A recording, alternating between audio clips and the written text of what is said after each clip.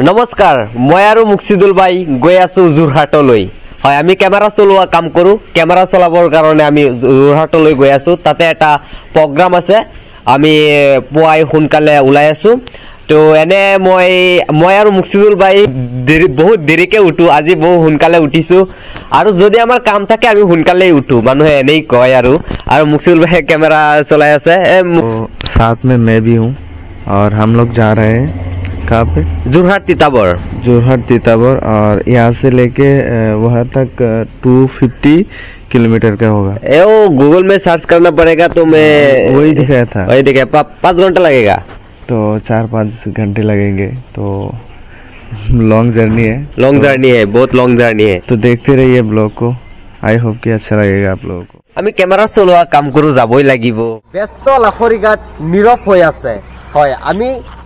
যোৰহাটলৈ যাম আপোনালোকক কৈছো আমি ৰৈ আছো গাড়ীৰ কাৰণে আমাৰ কাৰণে গাড়ী আহি আছে খন্তেক সময়ৰ পিছতেই আমি যাত্ৰা কৰিম এসক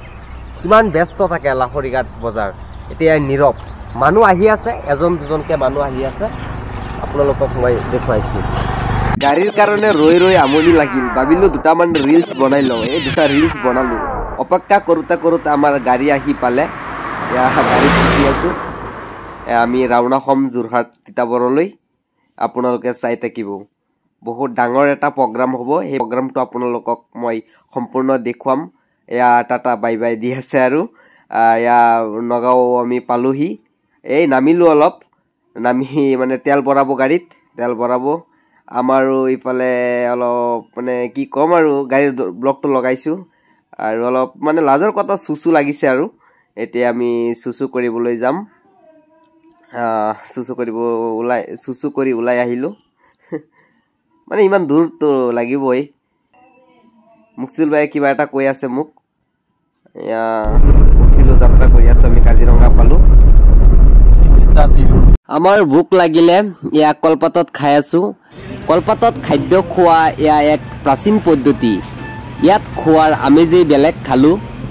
বন্ধুসকল বাকিখিনি যে আহিলো আমি ভিডিঅ' কৰিব পৰা নাই আমাৰ বাগৰ লাগিছিলে ইয়া চাওক আমি আহি পালো জ্ঞানৰত্ন সাহিত্য একাডেমি যোৰহাট জিলা সমিতিৰ উদ্যোগত আৰু তিতাবৰ ৰাইজৰ সহযোগত যি এখন গ্ৰন্থ উন্মোচনী অনুষ্ঠান এই অনুষ্ঠানত আহি পালো আমি আৰু স্থানটো হৈছে দেৱকুমাৰ বৰা ৰাজহুৱা প্ৰেক্ষাগৃহত বহুত এটা সুন্দৰ অনুষ্ঠান মানে সাহিত্যিক অনুষ্ঠান বুলি ক'ব লাগিব সাহিত্যৰ অনুষ্ঠান বুলি ক'ব লাগিব জ্ঞানৰত্ন সাহিত্য একাডেমিৰ অনুষ্ঠান ইয়া চাওক প্ৰেক্ষাগৃহটো আমি সোমাই আছো ইয়া পতাকা উত্তোলন কৰিছে ইয়াতে আমি দেখুৱাই থাকিম আপোনালোকক ইয়া চাওক প্ৰেক্ষাগৃহটো দেৱকুমাৰ বৰা সৌৰণী ৰাজহুৱা প্ৰেক্ষাগৃহ আমি ভিতৰলৈ সোমাই যাম ভিতৰলৈ সোমাই আপোনালোকক পৰিৱেশখিনি দেখুৱাম বহুত সুন্দৰ এটা প্ৰগ্ৰাম আপোনালোকে চাই থাকক মই ভিতৰলৈ গৈ আছো এই মানে মাইক্ৰোফোনটো ইমান ডাঙৰ নহয় যে গৈ আছো এয়া ভিতৰত সোমাইছো এয়া মোৰ কাম আৰম্ভ কৰি দিলো মানে